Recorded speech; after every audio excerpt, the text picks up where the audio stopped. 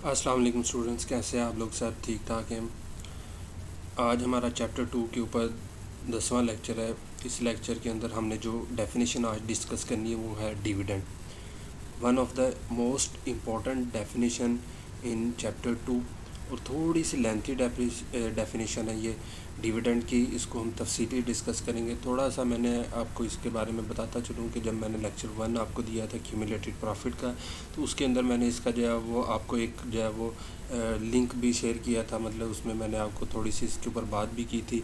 आज हम इसके ऊपर जो लेक्चर पढ़ने जा रहे हैं वो हम तफसीली देखेंगे कि डिविडेंड जो है वो टैक्स के अंदर क्या होता है। तो लेक्चर को शुरू करने से पहले एज़ यूजुअल एक छोटी सी बात ये कि जो लोग नए आ रहे हैं हमारे इस चैनल को वो सब्सक्राइब करें और बेल आइकन को प्रेस कर दें ताकि आने वाले तमाम लेक्चर्स उनको जो है वो बाकायदगी से मिलते रहें। और साथ ही साथ इस चैनल को, इस वीडियो को ज़्यादा से ज़्यादा लोगों के साथ शेयर भी करें ताकि जो है वो बहुत ज़्यादा से ज़्यादा स्टूडेंट्स का जो है वो फ़ायदा हो सके। तो चले जी, हम अपने लेक्चर की तरफ चलते हैं। अपने लेक्चर का बाकायदा आगाज़ करते हैं। डिविडेंड की डेफिनेशन हमने पढ़नी है। इसको जो है वो टैक्स की लैंग्वेज में पढ़ने से पहले मैं थोड़ा सा आपको जो है वो डिविडेंड के हवाले से जो है वो जनरल बात कर दूं। डिविडेंड बेसिकली क्या होता है कि ये बेसिकली पार्ट ऑफ प्रॉफिट होता है जो कि कंपनीज पे करती हैं अपने शेयर होल्डर्स को।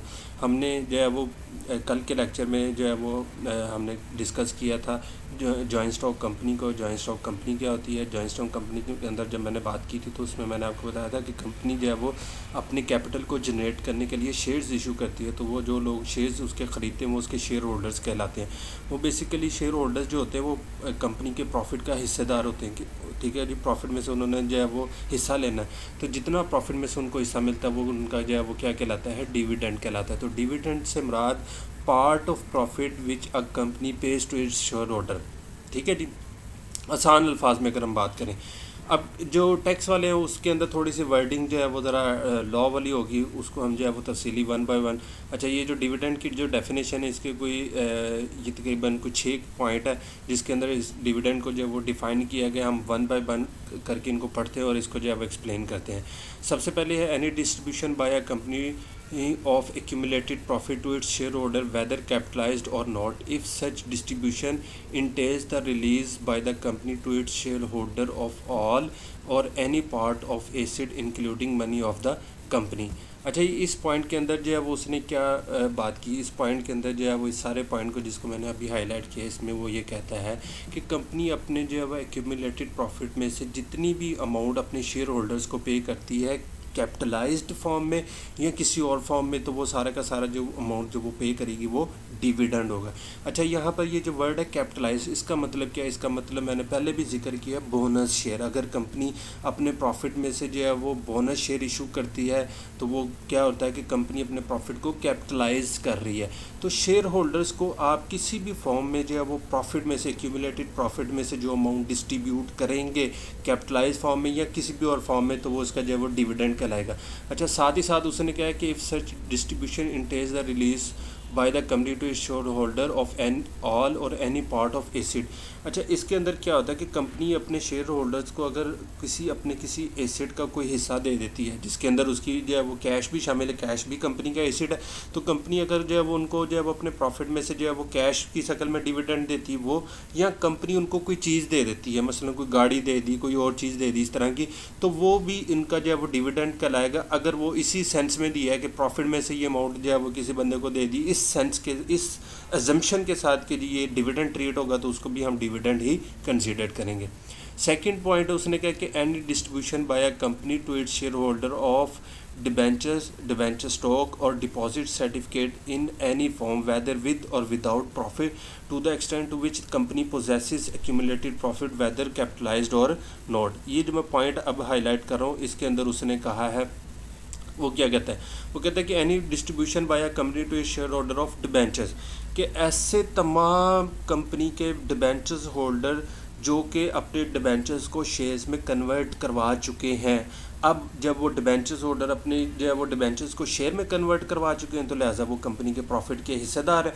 तो कंपनी अगर उन डिबेंचर्स होल्डर को प्रॉफिट में से जो पैसे देगी वो भी इसका जो है वो क्या कहलाएगा? डिविडेंड कहलाएगा। ठीक है, अगर वो डिबेंचर होल्डर कंपनी के प्रॉफिट का हिस्सेदार। अच्छा, ये डिबेंचर जो है वो एक तो कन्वर्ट करवा लिए, वो तो चले समझ आ गई ना कि उनको तो मिलना है।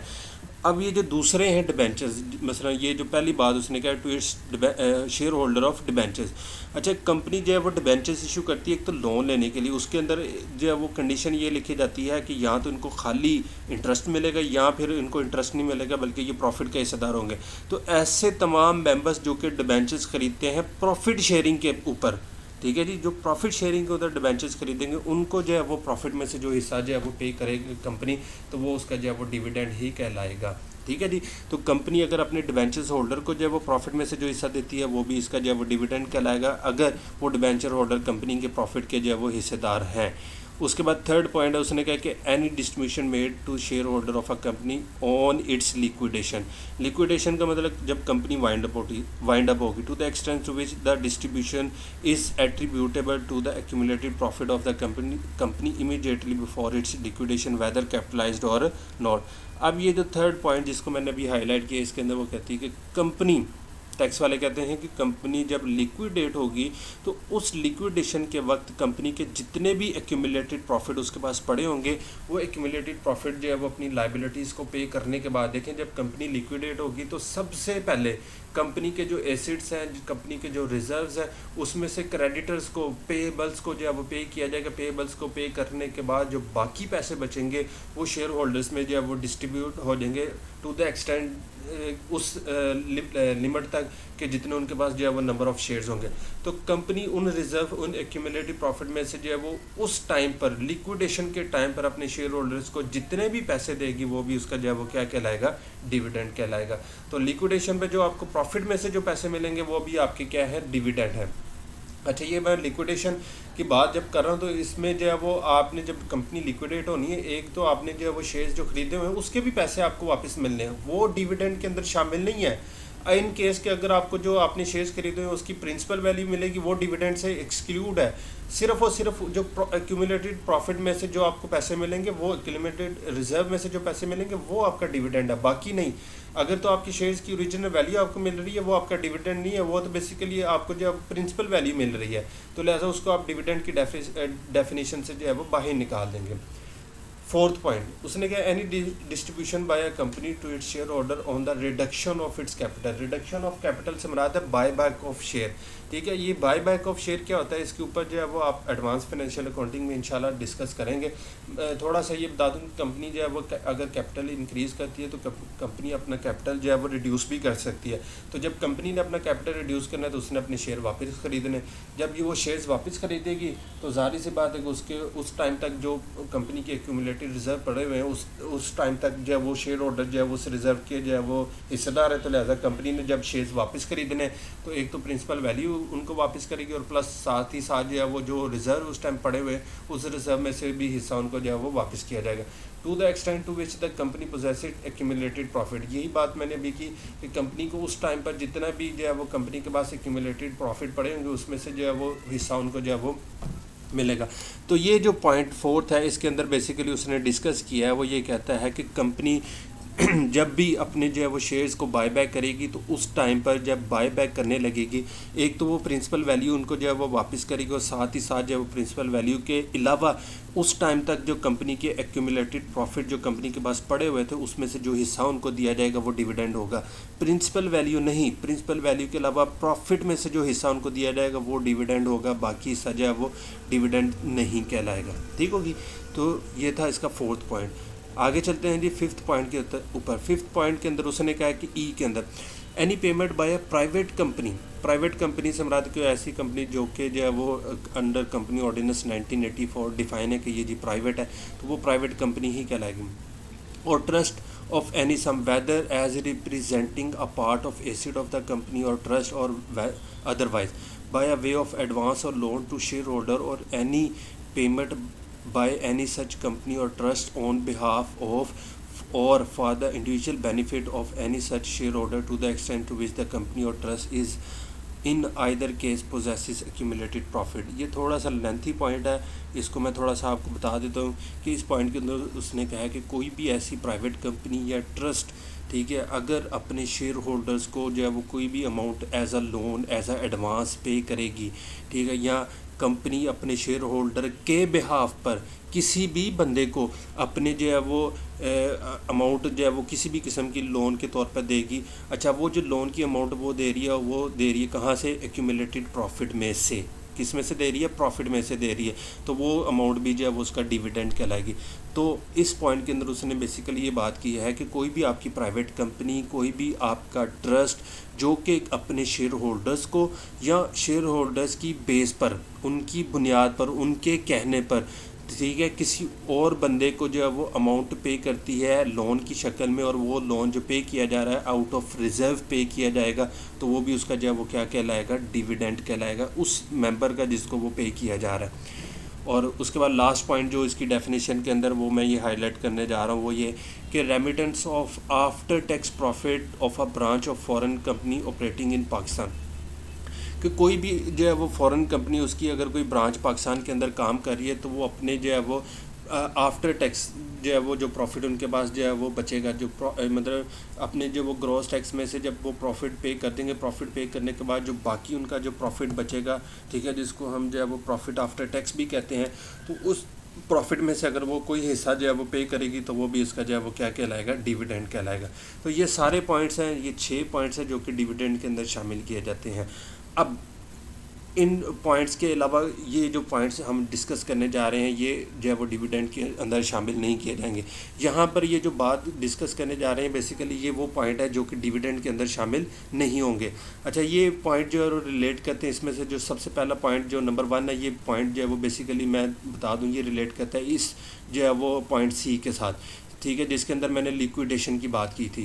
ठीक है, तो इसको मैं ज़रा आपको मैंने बताया भी था, ज़रा तफसीली इधर खुद भी देख लें। वो ये कहते हैं कि any distribution made in accordance with the sub section C or D in respect of any share for full cash consideration, कि ये बेसिकली वो बात कर रहा है कि अगर आप अपने किसी भी शेयर की फुल कैश कंसिडरेशन, शेयर की कैश कंसिडरेशन का मतलब है कि शेयर की जो प्रिंसिपल वैल्यू है, अगर उसकी बात करें तो वो डिविडेंड के अंदर शामिल नहीं है। और redemption of debenture or debenture stock where the holder of the share or debenture is not entitled in the event of liquidation to participate in surplus acid.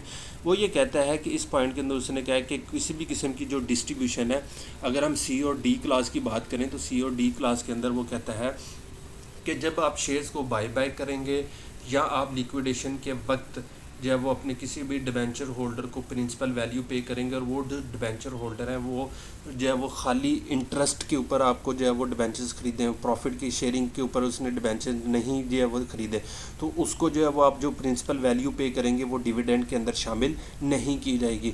तो अगर आप किसी भी शेयर की या किसी भी डिबेंचर की जो है वो डिविडेंड जो है वो प्रिंसिपल वैल्यू जो पे करेंगे, वो प्रिंसिपल वैल्यू जो है वो डिविडेंड के अंदर शामिल नहीं है। हाँ, डिविडेंड के अलावा जो सरप्लस अमाउंट आप उसको पे करेंगे, जो है वो प्रिंसिपल वैल्यू के अलावा जो सरप्लस वैल्यू उसको पे करेंगे वो डिविडेंड है। बाकी जो उसकी ओरिजिनल प्राइस है या जो उसकी कैश कंसिडरेशन है, वो आपकी जो है वो डिविडेंड के अंदर शामिल नहीं की जाएगी। अच्छा, ये सेकंड पॉइंट बेसिकली जो है वो रिलेट करता है पॉइंट ई के साथ। ये जो पॉइंट ई ऊपर हमने पढ़ा है, ये उसी के साथ रिलेटेड है कि कोई भी ऐसा loan, any loans or any advance or loan made to a share holder by a company in ordinary course से मुराद ये है कि कोई भी ऐसी कंपनी जिसका मतलब ऐसी ऑर्गेनाइजेशन जिनका काम लोन लेना और लोन देना, जैसे बैंक है, बैंक अगर अपनी किसी शेयर होल्डर को लोन देगी तो वो जो लोन है वो लोन ही कंसीडर्ड होगा, डिविडेंड नहीं होगा, क्योंकि कंपनी ने वो लोन जो है वो उससे वापस लेना है। तो ऐसा कोई भी लोन जहाँ पर कंपनी जो है वो किसी भी अपने शेयर होल्डर को या मेंबर को लोन देती है, और वो जो लोन उसने दिया वो ऑर्डिनरी कॉस्ट के अंदर है कि कंपनी का ये रूटीन का बिजनेस है, कंपनी लोन लेती है और कंपनी लोन देती है, तो उस सूरत में अगर कंपनी अपने किसी भी मेंबर को लोन देगी तो वो लोन जो है वो डिविडेंड की डेफिनेशन में शामिल नहीं होगा। क्लियर होगी बात ये? तो 2 पॉइंट मैंने आपको बता दिए। पहला पॉइंट मैंने आपको बता दिया कि जिसके अंदर जो है वो कंपनी अगर फुल कंसिडरेशन पे करेगी, कैश कंसिडरेशन शेयर्स की या डिबेंचर की, वो डिविडेंड के अंदर शामिल नहीं है। और अगर कंपनी लोन देती है और वो लोन देना कंपनी का ऑर्डिनरी कॉस्ट है या ऑर्डिनरी बिजनेस है, तो वो भी जो है वो डिविडेंड के अंदर शामिल नहीं होगा। नेक्स्ट पॉइंट जो इस डिविडेंड के अंदर शामिल नहीं है वो है थर्ड पॉइंट, ये कि any dividend paid by a company which is set off by the company against the whole or any part of any sum previously paid by it and treated as a dividend within the meaning of sub clause E. ठीक है जी, to the extent to which it is set off. अच्छा, ये जो class ई है जिसके अंदर हमने जो है वो बात की थी लोन की, कि कंपनी अगर लोन देती है अपने किसी मेंबर को, ये उसी से रिलेटेड जो है वो उसने मज़ीद बात कर दी कि अगर कंपनी जो है वो किसी भी किस्म की जो है वो अमाउंट पे करती है और वो जो अमाउंट उसने पे की है वो प्रीवियस लाइबिलिटी के लिए थी। मसलन कंपनी ने पहले से जो है वो कोई डिविडेंड डिक्लेयर किया हुआ था लेकिन उस टाइम पर उसको पे नहीं कर सकी, तो अब पे करने जा रही है। तो अब जो है वो चूँकि कंपनी पहले इसको डिविडेंड डिक्लेयर कर चुकी थी, कंपनी अब इसको अपने पास डिविडेंड लिख चुकी थी, तो अब जब दोबारा उसको पे करेगी तो दोबारा उसको डिविडेंड के अंदर शामिल नहीं किया जाएगा। तो ये उसने कहा है कि बेसिकली अगर अपनी कंपनी जो है वो अपनी कोई प्रीवियस लाइबिलिटी को पे करने जा रही है, कोई पार्ट या टोटल लाइबिलिटी पे करने जा रही है अब, तो उसको जो है वो डिविडेंड में आप शामिल नहीं करेंगे, क्योंकि ये तो प्रीवियस लाइबिलिटी थी जो कंपनी पहले से डिक्लेयर कर चुकी है, पहले से चार्ज कर चुकी है, लिहाजा दोबारा उसको जो है वो यहाँ पर आप कंसिडर्ड नहीं करेंगे। और लास्ट पॉइंट जो इसका जो फोर्थ पॉइंट है वो बेसिकली जो है वो हमारे एफ पॉइंट के साथ डील करता है। एफ पॉइंट में मैंने कहा था कि जो फॉरेन कंपनी की ब्रांच जो है वो उससे रिलेटेड ये पॉइंट है कि ये जो है वो डिविडेंड में शामिल नहीं होगा। Remittance of after tax profit by a branch of petroleum exploration and production of foreign company operating in Pakistan. कोई भी जो है वो ऐसी कंपनी जो पेट्रोलियम एक्सप्लोरेशन का काम कर रही है पाकिस्तान के अंदर, अगर वो अपनी जो है आफ्टर टैक्स कोई अमाउंट पे करेगी तो वो डिविडेंड के अंदर शामिल नहीं किया जाएगा। तो ये वो 4 पॉइंट है जो कि डिविडेंड की डेफिनेशन में से एक्सक्लूड है वाइल डिफाइनिंग द डिविडेंड। जब आप डिविडेंड को डिफ़ाइन करें तो डिफ़ाइन करते हुए जो आपने इसका जो है वो सी डी ई और एफ, ये आखिरी 4 पॉइंट जब आपने जो है वो पढ़ने, तो आखिरी 4 पॉइंटों के ऊपर जो है वो कुछ एक चीज़ें आपने जो है वो देखनी है कि उसमें से कुछ हिस्सा डिविडेंड है और कुछ हिस्सा डिविडेंड नहीं है। कौन सा हिस्सा डिविडेंड है वो मैंने आपको बता दिया, और जो डिविडेंड नहीं है वो भी मैंने आपको इस डेफिनेशन के अंदर जो है वो एक्सप्लेन कर दिया। तो ये थोड़ी सी लेंथी डेफिनेशन थी, थोड़ी सी इंपॉर्टेंट, मतलब थोड़ी सी नहीं बल्कि बहुत ज़्यादा इंपॉर्टेंट डेफिनेशन है कि डिविडेंड की डेफिनेशन अक्सर पेपर में आई होती है। तो लिहाजा इसको जो है वो इस लेक्चर को एंड तक सुने ताकि आपका जो है वो फ़ायदा हो सके। मज़ीद आपको अगर इससे रिलेटेड कोई क्वेश्चन होगा, कोई प्रॉब्लम हो, तो वो आप मुझे कमेंट सेक्शन में लाजमी बताइएगा। मज़ीद मैं आपको डिस्क्रिप्शन के अंदर अपना जो है वो ईमेल आईडी भी बता रहा हूँ। अगर आपका मज़ीद कोई पॉइंट हो किसी भी और टॉपिक के हवाले से तो वो आप मुझे जो है वो ईमेल कर सकते हैं। मैं इंशाल्लाह उस पर भी अपनी वीडियो बना के जो है वो अपलोड कर दूँगा, और जो है वो आपको जो है वो उस मेल के अंदर भी आपको एक्सप्लेन कर दूँगा। मज़ीद जो है वो वीडियो भी बना के जो है वो शेयर कर दूँगा। कल इंशाल्लाह हम इससे आगे डिस्कस करेंगे। मैं उम्मीद करता हूँ आपको आज का लेक्चर समझ आया होगा। इंशाल्लाह हम इससे आगे जो है वो कल भी पढ़ेंगे। और साथ ही मैं आपको बताता चलूँ फिर से कि मैंने न्यूमेरिकल भी स्टार्ट कर दिया है, तो लिहाजा न्यूमेरिकल वाले लेक्चर भी जो है वो तवज्जो से सुनिएगा। इंशाल्लाह उससे जो है वो आपकी भी न्यूमेरिकल वाली प्रॉब्लम भी जो है वो इंशाल्लाह रिजॉल्व हो जाएगी। आज के लिए इतना ही काफ़ी है, कल इंशाल्लाह इससे आगे डिस्कस करेंगे। मुझे इजाज़त दीजिए, अल्लाह हाफिज़।